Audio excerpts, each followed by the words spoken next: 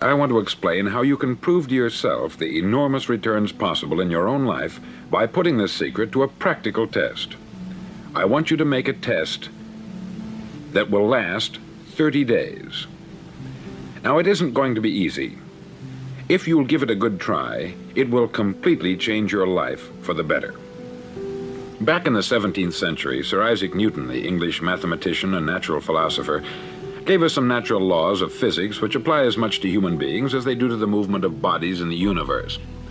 Now, one of these laws is that for every action, there is an equal and opposite reaction. Simply stated, as it applies to you and me, it means we can achieve nothing without paying the price. The results of your 30-day experiment will be in direct proportion to the effort you put forth. To be a doctor, you must pay the price of long years of difficult study. To be successful in selling, and remember that each of us succeeds to the extent of his ability to sell, selling our families on our ideas, selling education in schools, selling our children on the advantages of living the good and honest life, selling our associates and employees on the importance of being exceptional people, to, of course, the profession of selling itself. But to be successful in selling our way to the good life, we must be willing to pay the price. Now, what is that price? Well, it's many things. First, it's understanding emotionally, as well as intellectually, that we literally become what we think about, that we must control our thoughts if we're to control our lives. It's understanding fully that, as ye sow, so shall ye reap. Secondly, it's cutting away all the fetters from the mind and permitting it to soar as it was divinely designed to do. It's the realization that your limitations are self-imposed and that the opportunities for you today are enormous beyond belief. It's rising above narrow-minded pettiness and prejudice.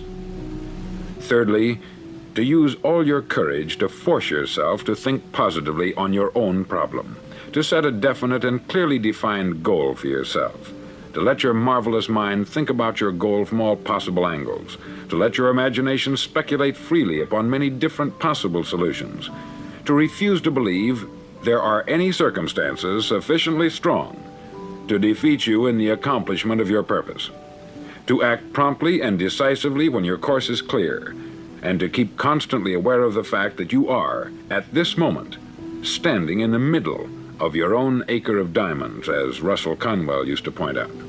Fourth, save at least 10% of what you earn. It's also remembering that no matter what your present job, it has enormous possibilities if you're willing to pay the price. Now let's just go over the important points in the price each of us must pay to achieve the wonderful life that can be ours. It is, of course, worth any price. 1, you will become what you think about. 2, remember the word imagination. Let your mind soar. 3, courage. Concentrate on your goal every day. 4, save 10% of what you earn. And action. Ideas are worthless unless we act on them. Now I'll try to outline the 30-day test I want you to make. Now keep in mind that you have nothing to lose by making this test, and everything you could possibly want to gain. There are 2 things that may be said of everyone. Each of us wants something, and each of us is afraid of something. I want you to write on a card what it is you want more than anything else. It may be more money. Perhaps you'd like to double your income or make a specific amount of money. It may be a beautiful home. It may be success at your job. It may be a particular position in life. It could be a more harmonious family. Each of us wants something. Write down on your card specifically what it is that you want. Make sure it's a single goal and clearly defined. You needn't show it to anyone, but carry it with you so that you can look at it several times a day. Think about it in a cheerful, relaxed, positive way each morning when you get up, and immediately you have something to work for, something to get out of bed for, something to live for. Look at it every chance you get during the day and just before going to bed at night. As you look at it, remember that you must become what you think about, and since you're thinking about your goal, you realize that soon it will be yours. In fact, it's yours really the moment you write it down and begin to think about it. Look at the abundance all around you as you go about your daily business. You have as much right to this abundance as any other living creature. It's yours for the asking. Now we come to the difficult part. Difficult because it means the formation of what is probably a brand new habit, and new habits are not easily formed. Once formed, however, it'll follow you for the rest of your life. Stop thinking about what it is you fear. Each time a fearful or negative thought comes into your consciousness, replace it with a mental picture of your positive and worthwhile goal. There will come times when you will feel like giving up. It's easier for a human being to think negatively than positively. That's why only 5% is successful. You must begin now to place yourself in that group. For 30 days, you must take control of your mind. It will think only about what you permit it to think. Each day for this 30-day test, do more than you have to do. In addition to maintaining a cheerful, positive outlook, give of yourself more than you've ever done before. Do this knowing that your returns in life must be in direct proportion to what you give. The moment you decide on a goal to work toward, you're immediately a successful person. You're then in that rare and successful category of people who know where they're going. Out of every 100 people, you belong to the top 5. Don't concern yourself too much with how you're going to achieve your goal. Leave that completely to a power greater than yourself. All you have to do is know where you're going. The answers will come to you of their own accord. Remember these words from the Sermon on the Mount, and remember them well. Keep them constantly before you this month of your test. Ask, and it shall be given you. Seek, and ye shall find. Knock, and it shall be opened unto you. For every one that asketh receiveth, and he that seeketh findeth, and to him that knocketh it shall be opened. It's as marvelous and as simple as that. In fact, it's so simple that in our seemingly complicated world, it's difficult for an adult to understand that all he needs is a purpose and faith. For 30 days, do your best. If you're a salesman, go at it as you've never done before, not in hectic fashion, but with the calm, cheerful assurance that time well spent will give you the abundance in return you deserve and want.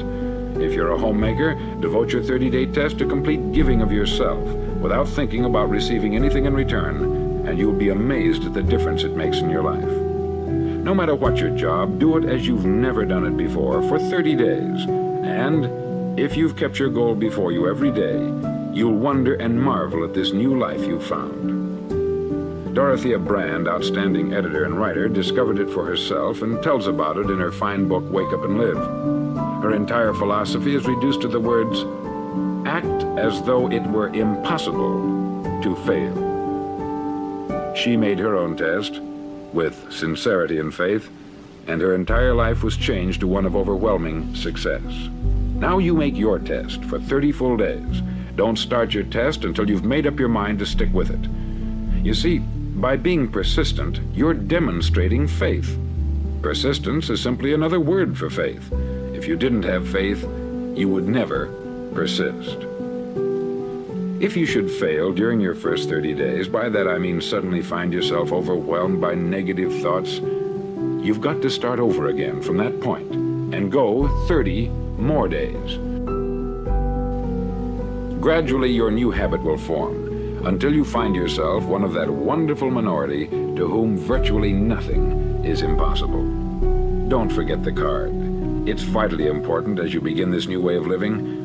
On one side of the card, write your goal, whatever it may be.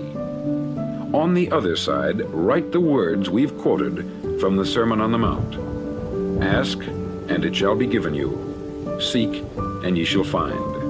Knock, and it shall be opened unto you. In your spare time during your test period, read books that will help you. Inspirational books like the Bible, Dorothea Brand's Wake Up and Live, The Magic of Believing by Claude Bristol, Think and Grow Rich by Napoleon Hill, and other books that instruct and inspire. Nothing great was ever accomplished without inspiration. See that during these crucial first 30 days, your own inspiration is kept at a peak. Above all, don't worry. Worry brings fear, and fear is crippling. The only thing that can cause you to worry during your test is trying to do it all yourself. Know that all you have to do is hold your goal before you. Everything else will take care of itself. Remember also to keep calm and cheerful. Calm and cheerful. Don't let petty things annoy you and get you off course. Now, since making this test is difficult, some may say, well, why should I bother? Well, look at the alternative. No one wants to be a failure. No one really wants to be a mediocre individual. No one wants a life constantly filled with worry, fear, and frustration. Therefore, remember that you must reap that which you sow. If you sow negative thoughts, your life will be filled with negative things. If you sow positive thoughts, your life will be cheerful, successful, and positive.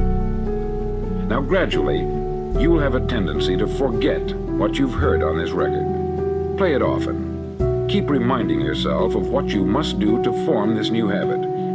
Gather your whole family about and listen to what's been said here at regular intervals.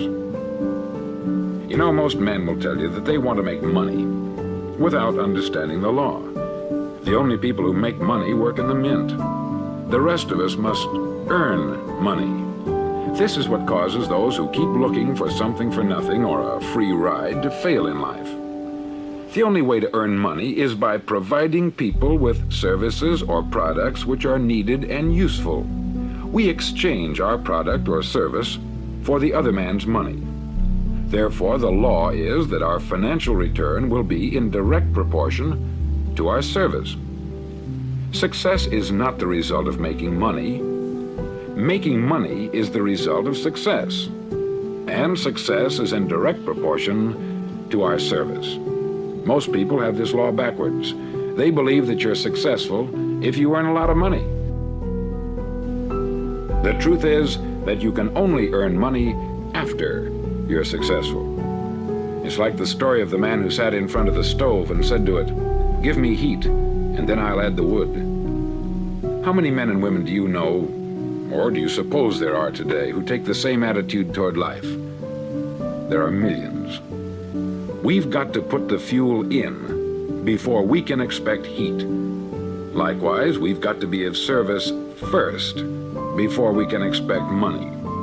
Don't concern yourself with the money. Be of service. Build, work, dream, create.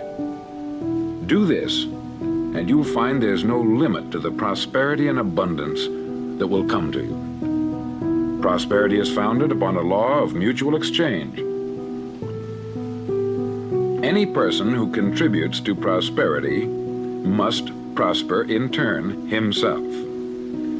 Sometimes the return will not come from those you serve, but it must come to you from someplace, for that is the law.